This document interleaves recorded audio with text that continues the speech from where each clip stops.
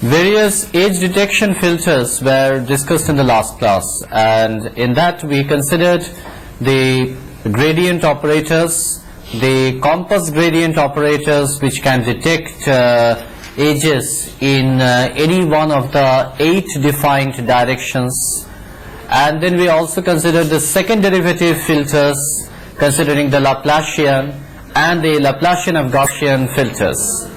Lastly, we had discussed about the performance measures for different edge detectors, and there we said that normally the performance of edge detectors are measured in presence of noise, and there one parameter which we had defined was the edge detection ratio, okay, whose error rate was defined as the error rate PE was defined as N1 by N0, where N1 is the number of missed or new edge pixels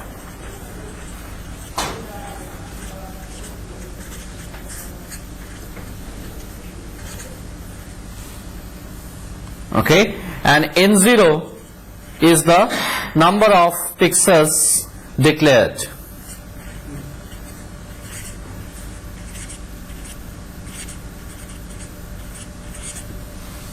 Alright, so obviously N1 is going to be less as compared to N0, and if N1 is equal to 0, then the error rate is also 0. So we should look for edge detector operators for which this edge detection error rate, this PE, is called as the error rate. So we are going to consider the operators for which the error rate PE is going to be the minimum. Okay. Now another figure of merit which is very often considered for measuring the noise performance of edge detectors are, we can define a figure of merit P as follows. This is defined as 1 upon maxima of Ni comma Nd summation over I is equal to 1 to Nd 1 upon 1 plus alpha di square, where Ni is the number of ideal edge pixels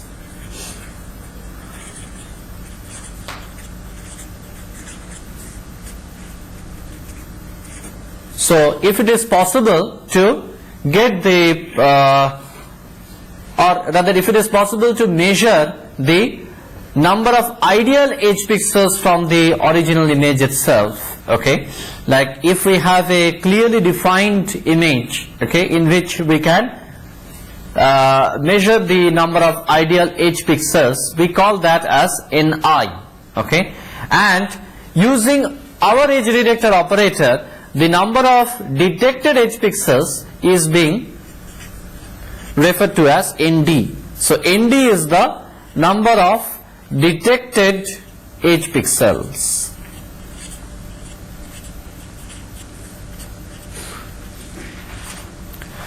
Now tell me, which is going to be more, Ni or Nd? Nd. Ni.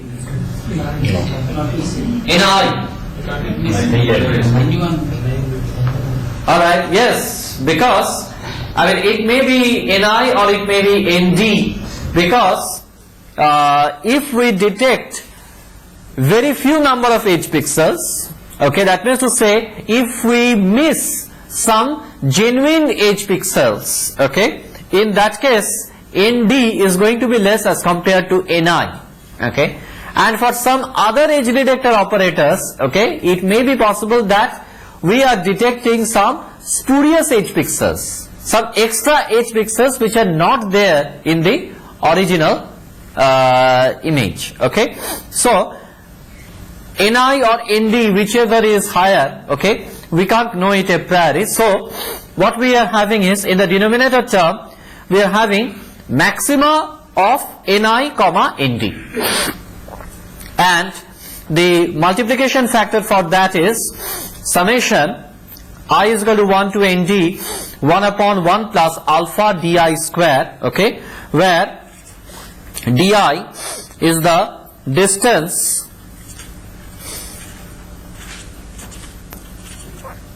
between a pixel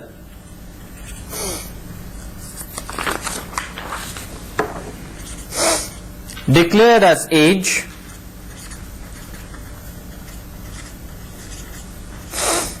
and the nearest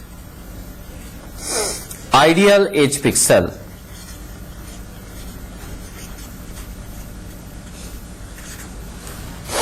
Okay, so that means to say di is the distance between the detected pixel and the nearest ideal edge pixel. So supposing you have got a detected edge pixel over here, okay, and the ideal edge pixels are like this. So this is the minimum distance, okay, between the detected edge pixel and the nearest ideal edge pixel. Okay, so this distance we are calling it as di for the ith detected pixel. For the ith detected pixel, di is this distance, so that we are having 1 upon 1 plus alpha di square, and I is varying from 1 to nd. Why nd? Because nd is the number of detected edge pixels. Alright. So what is this error basically indicating? I mean, if this term, that is 1 plus alpha di square, okay, alpha is a constant, okay, alpha is some constant. So if this denominator term is going to be high, okay, then what is the physical significance of that? There is large error in multiplication. Okay, one thing is that then there is a definite displacement between the detected edge pixels and the ideal edge pixels. That means to say that the detected edge pixels, they are not really detected at the exact locations. Had all of them been detected at the exact location of ideal edge pixels, in that case we would have got, for all of them we would have got di equal to 0, for I is equal to 1 to nd, and in that case this entire factor would have been equal to 1. Okay, so it would have been simply 1 upon maxima of ni comma nd. Okay, but since we have some amount of displacement between the ideal edge pixels and the detected edge pixels, okay, this factor, okay, is going to be less than unity. In fact, 1 upon 1 plus alpha di.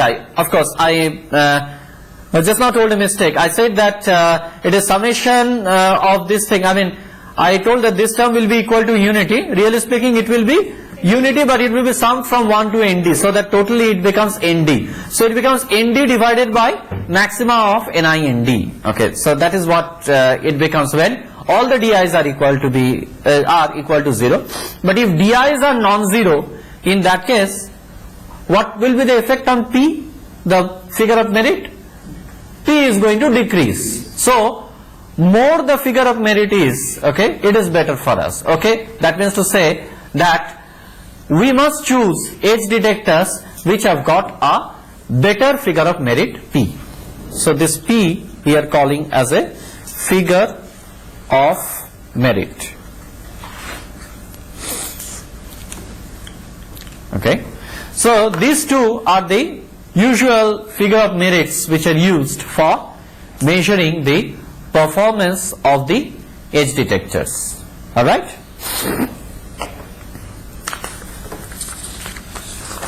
Now today we are going over to our new topic, which is on the transform domain filtering.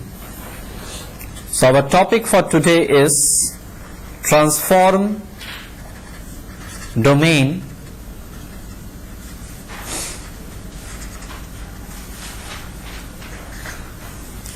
so far, whatever filterings we were considering, okay, meaning starting with the point operations, okay, Then we also considered the low pass filter operators like the averaging operators, the median filtering operators. Then we also considered the high frequency filters, okay.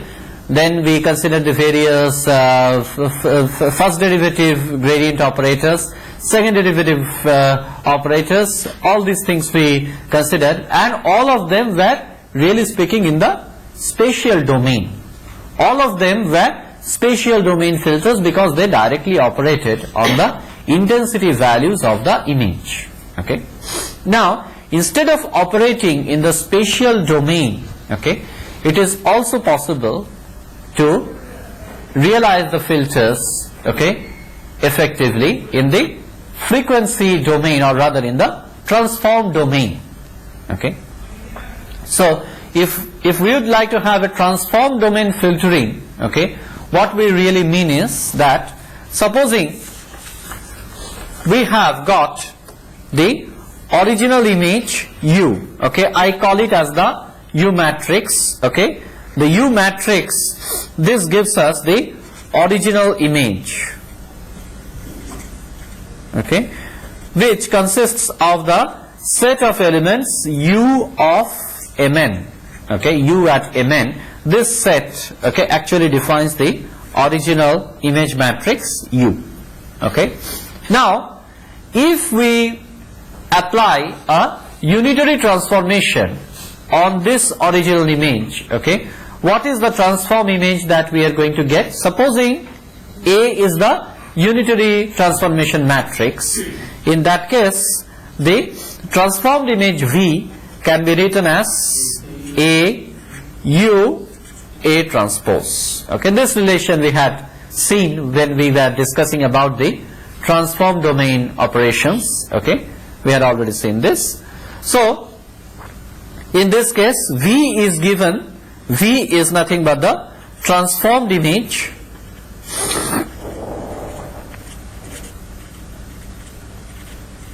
which is composed of the set VKL, alright.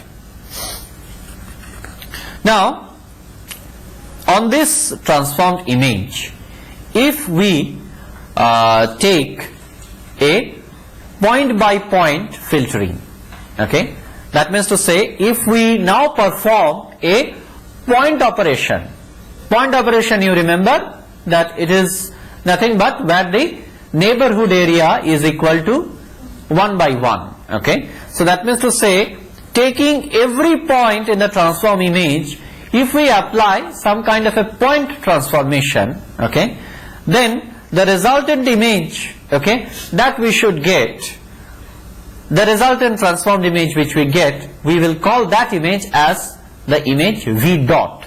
That means to say we are applying the transformation such that the transform coefficient VKL, okay, becomes a function of VKL, and the transform coefficient is now written as V dot KL, indicating that we have applied a point transformation. This F is a point operation, okay. So F is a point operating function. So if we apply that, then we get the transformed image as V dot. If we consider the transformed image V dot, okay, after undergoing a point operation, so this is the transformed image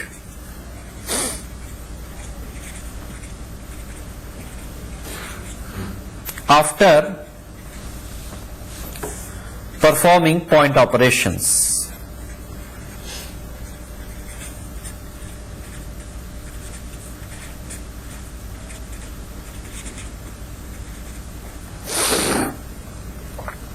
In that case,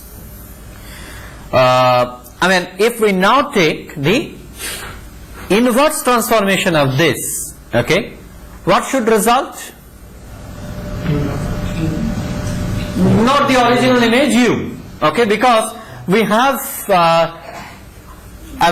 operated, okay, point wise on the transformed image. So if we apply the inverse transformation, we will not directly recover the original image U. That new image which we will get is U dot, and this is going to be some kind of a filtered image. Okay, so if we apply the inverse transformation, what we will get is the image U dot, okay, which can be written as A inverse V dot A transpose inverse. Okay, so in the form of a block diagram, it should look like this. We have the original image elements UMN, then we pass it through a block which performs unitary transformations, okay, written as AU A transpose. The transformed image we are calling as VKL. Then we are performing some point operations,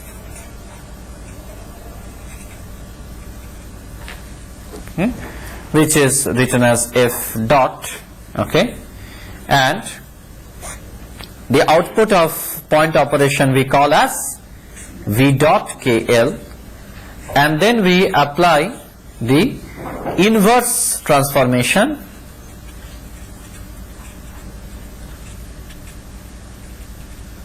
and the inverse transformation is being written as A inverse V dot A transpose inverse, okay, and this gives us U dot MN, okay, which is the filtered image. So that means to say, really speaking, we are doing a point operation, but not point operation in the spatial domain, but point operation in the transform domain. Now, what is exactly this point operation? We have to take individual VKLs and multiply it by some coefficient which we can call as GKL. Okay, that GKL is going to be a point operation mask. Okay, so if we define the point operation as V dot KL equals GKL, then what does it mean, GKL VKL? Then it means that at the point KL we take the transformed image VKL, okay, transformed image element VKL, we multiply it by its corresponding multiplication coefficient GKL, okay, which we can also call as the zonal mask coefficient. Okay, we had defined what is zonal mask during our discussions on transform domain, and if we multiply it by GKL, what we get is the point operated image at the point KL. Alright, now GKL is nothing but a zonal mask, okay, which we have to apply in the transform domain. Now let us consider any real orthogonal transformations. Okay, we consider any real orthogonal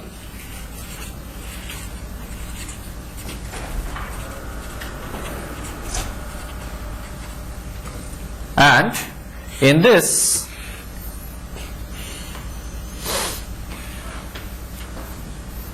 okay, supposing this is the k axis and this is the L axis of the image. Alright, now if we are going to take a low pass filtering of the image, okay, then which coefficients should be preserved and which coefficients, which VKs we should reject? Okay, where are the lower ones? This zone. Supposing I cut out a zone like this, okay, if I want a low pass filtering, okay, which zone should I retain? This one or this one? Top one. Top one. This top corner I should retain, because when k is equal to 0, L is equal to 0, that means to say a point over here, this gives us the lowest frequency, okay, and this, I mean, here in this region we are getting the highest frequency. So I am just cutting out a circular portion, okay, and if I take GKL to be unity within this zone, supposing I take GKL equal to unity for the zone which is given like this, okay, and I consider GKL equal to 0 otherwise, okay, in that case what type of filtering results? A low pass filtering results, okay. So this kind of a mask is nothing but a low pass filter mask, okay. Now supposing instead of taking the coefficients only in this band, I decide to take the coefficients like this. Supposing again I consider the transform image, this being the k axis, this being the L axis, and I consider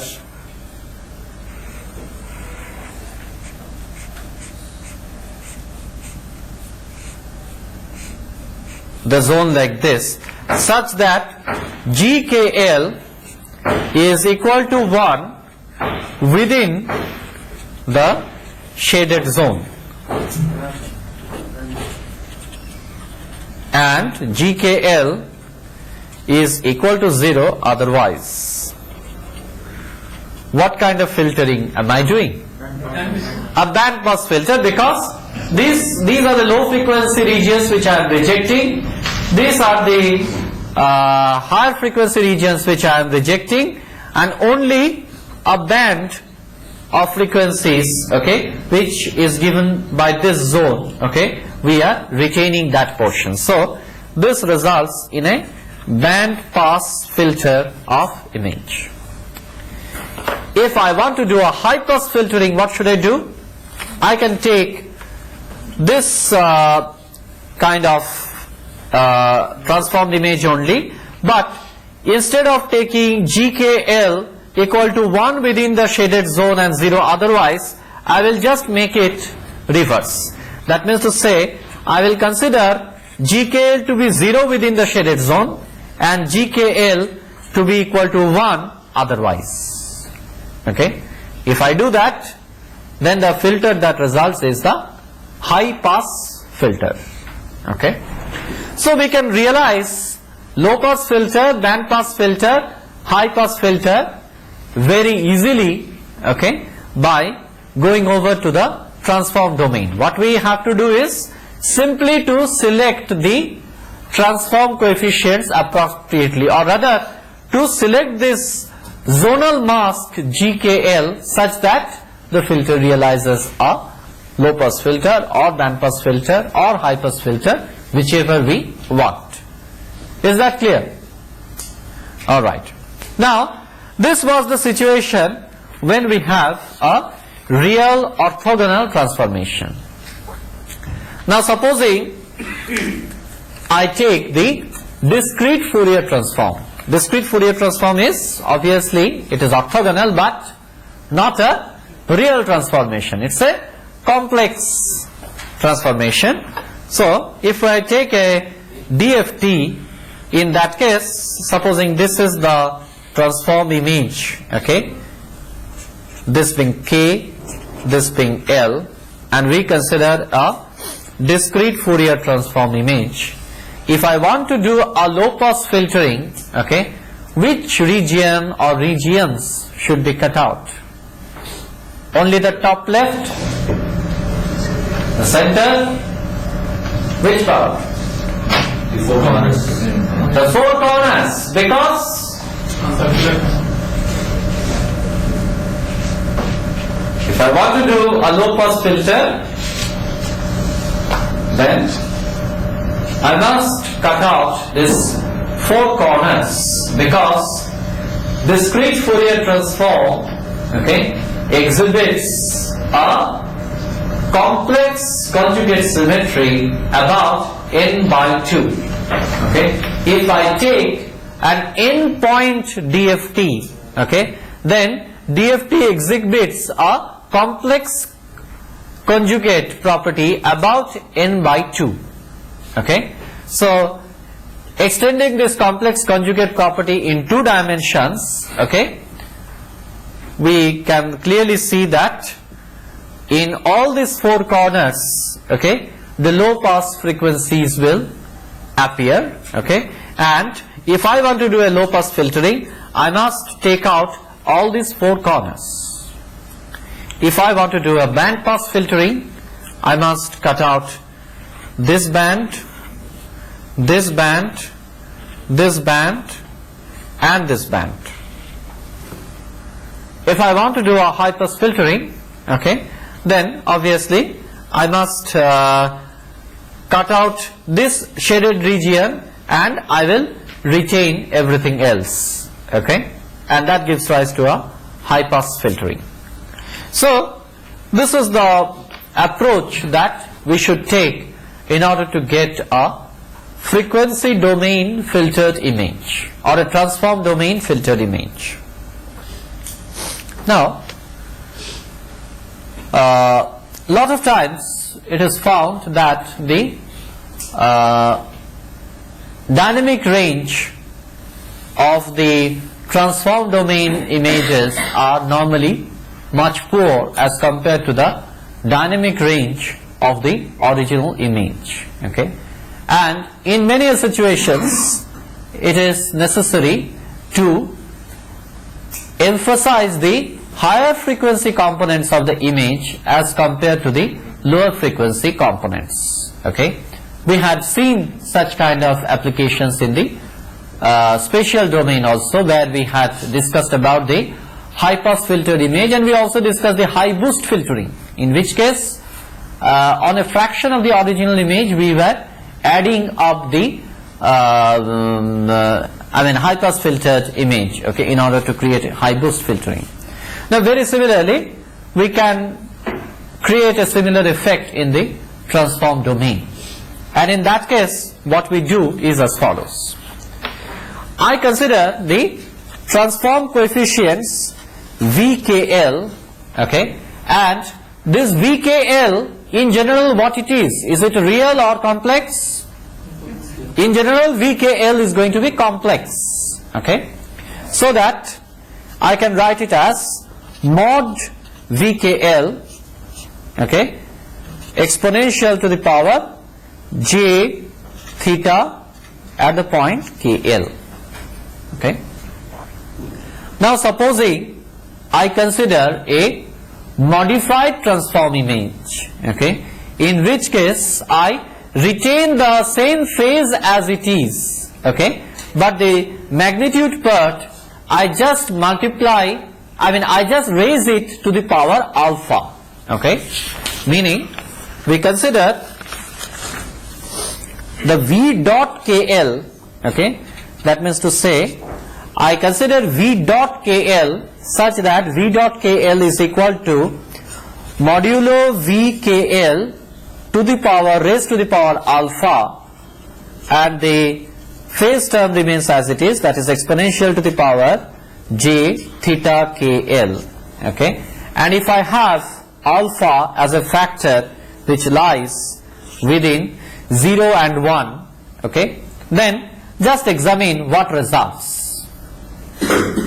Normally VKLs are going to be higher for the lower frequencies, and it is going to be much smaller for the higher frequencies, okay, and if I raise it to the power alpha, that alpha lies between 0 and 1, okay, then what happens? Then we will be boosting the higher frequencies as compared to the lower ones, okay, because the lower frequency components will be just raised to the power alpha, okay. They are already large quantities, but since alpha is going to be between 0 and 1, they are going to be much less, okay, as compared to the higher frequency components will be reduced much less as compared to the lower frequency components. Just take any simple example. Supposing I take alpha is equal to 0.5.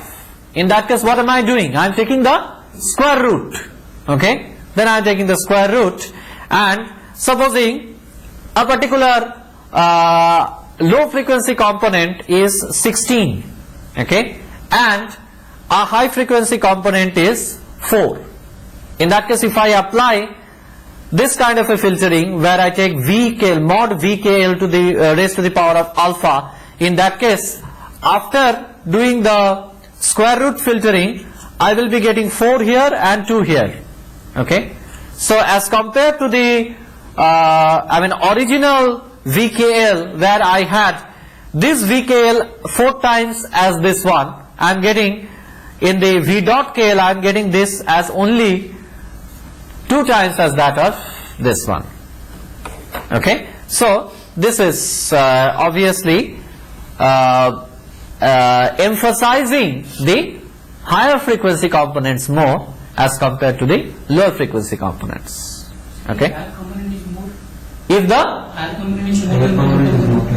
yes, if the higher frequency components are more, in that case you are going to get a reverse result. That is to say, you will be boosting the lower frequencies as compared to the higher frequencies, okay.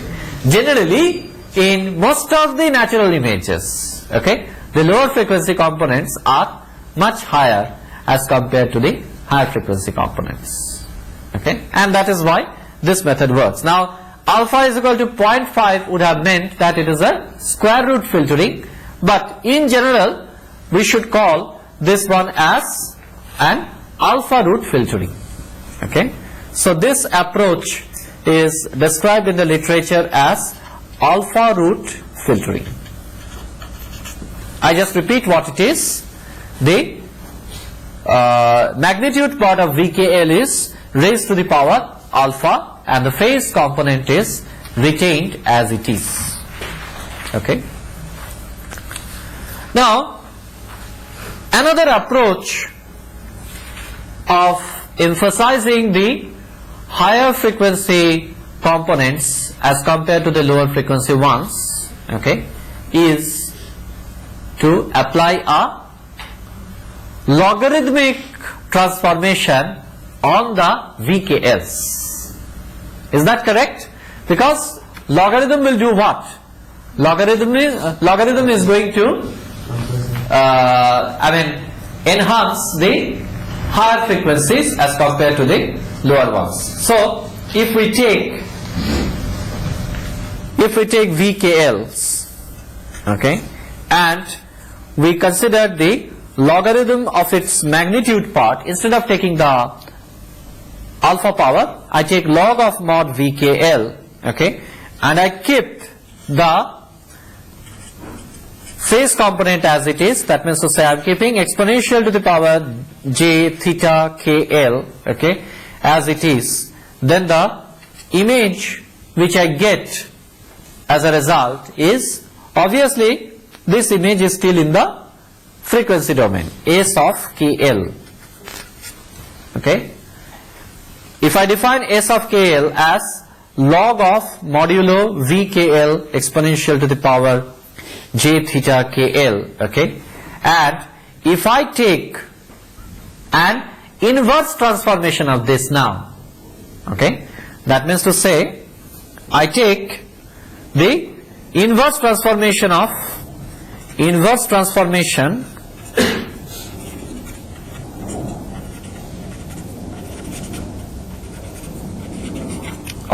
SKL is denoted by CMN, because inverse transformation, in the inverse transformation I will again come back from the KL domain to the NN domain, that is to say in the original domain, okay.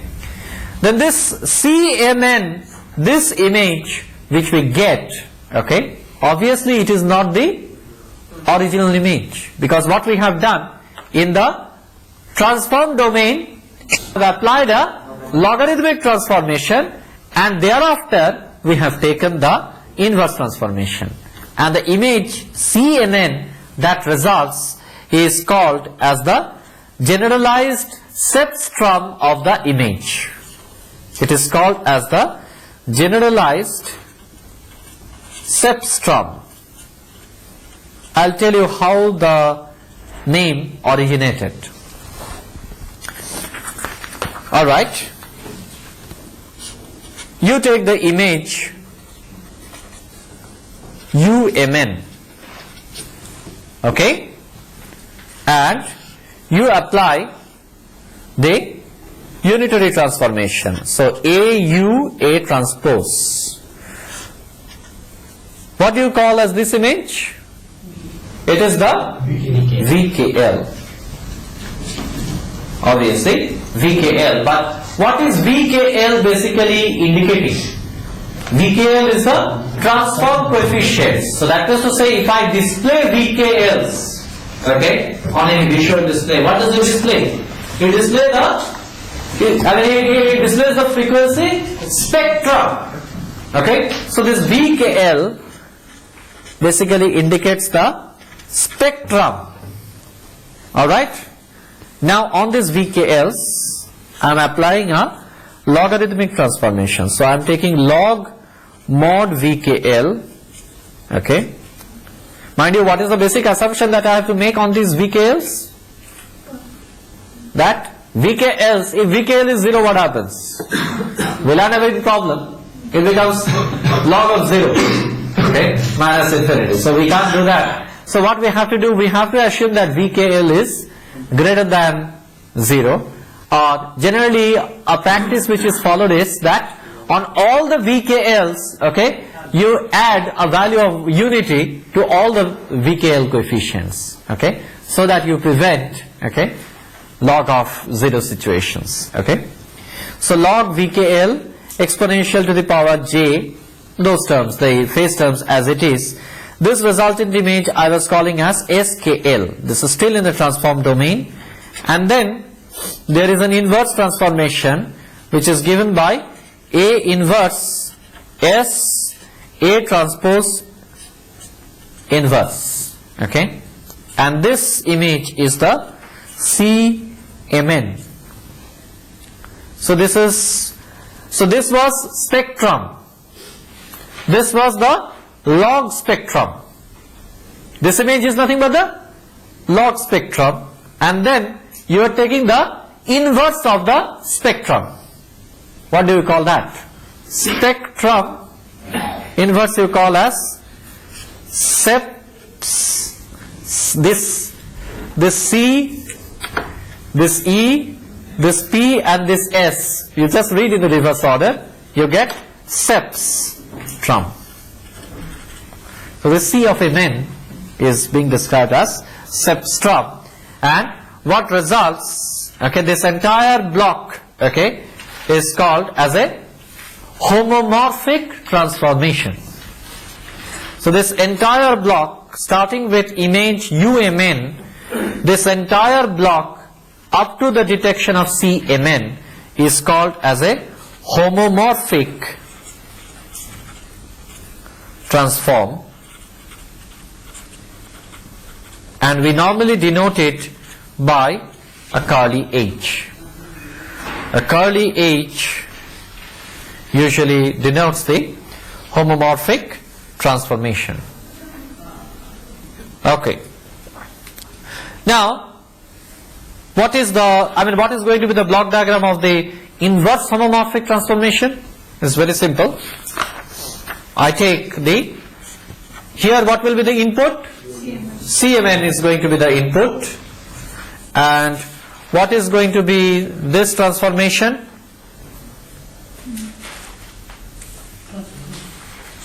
A transpose, correct. C is the Seperable image. So A transpose, what are we going to get back over here? SKL. And what is going to be this block? Correct. Exponential to the power modulo s exponential to the power j theta kl. Alright? And this results in what? This results in vkl. Alright? And you take, or rather v dot kl, and you take the inverse of this, that is A inverse is sorry, it's not v dot kl, it is vkl only. It is vkl, and you again take A inverse s A transpose inverse. Alright? And what results is the u of mn. Okay? And this block we are going to call as the inverse homomorphic transformations, and it is being written as curly H inverse. What is the A inverse B, sir? A inverse B, A transpose. Last one, A inverse V. What is VKS? A inverse, correct. This is going to be A inverse V A transpose. So please make this correction. This is going to be A inverse V A transpose inverse, not S. This S is to be replaced by V. Alright? Now, a generalized homomorphic filtering block is like this. On an image, you take the image U of Mn, okay, and then you apply a homomorphic transformation H, okay. What do you get? What is the output of this? CMN. Okay. And on this CMN, on the substrates, you apply a zonal mask. And the output of this zonal mask, you pass it through an inverse homomorphic filter, H inverse. Okay. And what results is not exactly UMN, but we can call it as U dot MN. Okay. So this is called as generalized homomorphic linear filtering.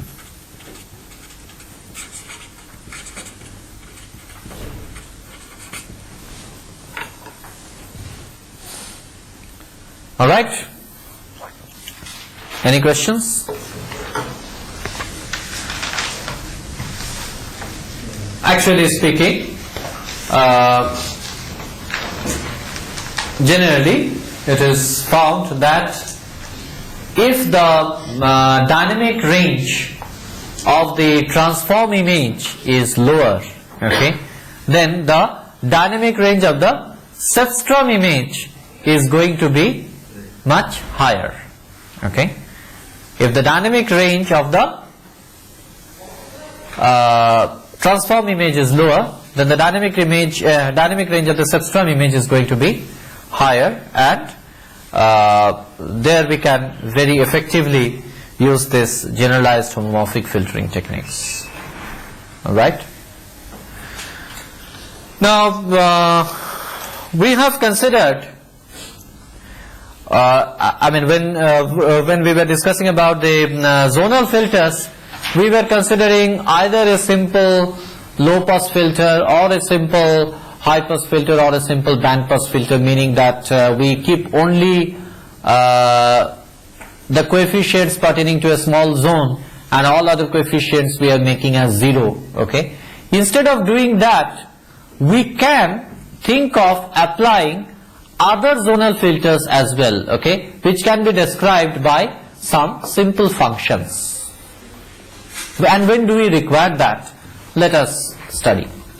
Supposing we have an image, okay, which we know it for certain that the image has been degraded by some blurring, and the blurring mechanism, if we know it for certain that a blurring degradation has happened because of a Gaussian averaging, okay, many atmospheric turbulences, or rather the out of focusing of a picture, or many natural phenomena, okay, causing degradation of image can be modeled by a Gaussian averaging.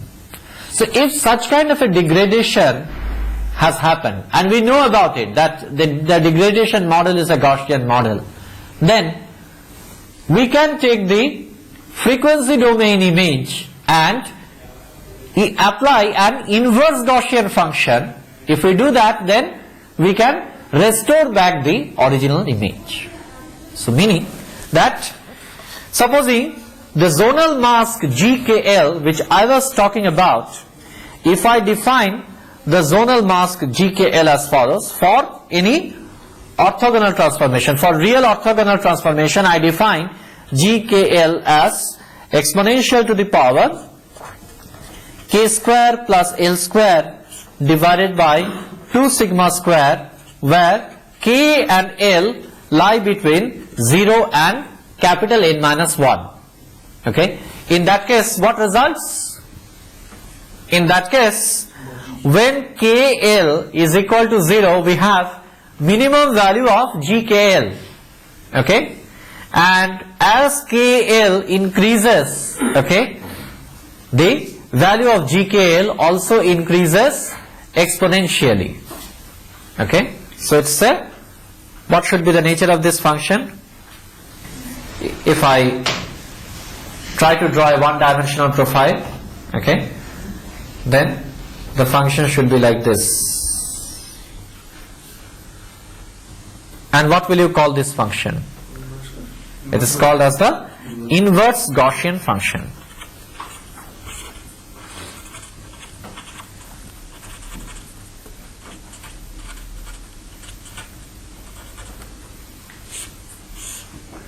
So if we apply this kind of a zonal mask, okay, and the zonal mask actually indicates an inverse Gaussian function, okay, then the resultant image which we get, the u dot mn which we get, should restore the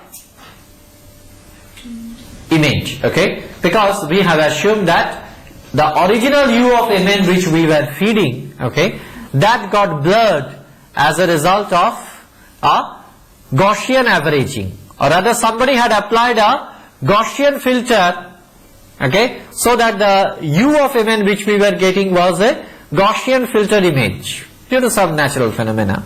And then we go over to the transform domain, apply an inverse Gaussian function, okay, and then take the inverse transformation, the u dot mn that results, okay, really corrects the degradation, okay, and this is very widely used in image restoration, where the degradation model is definitely well known beforehand.